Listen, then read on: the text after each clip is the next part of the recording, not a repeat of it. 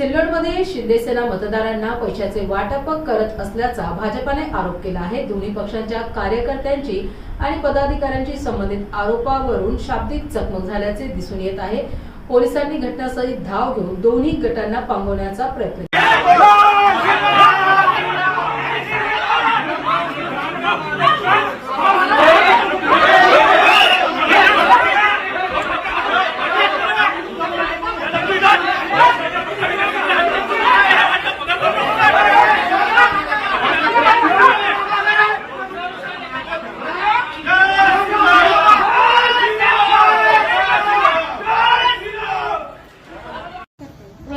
हा, मग ते रुमाल कोणाचा आहे? तो शिवसेनेचा तिचाच आहे। कोणाला पैसे वाटत होते तुम्ही?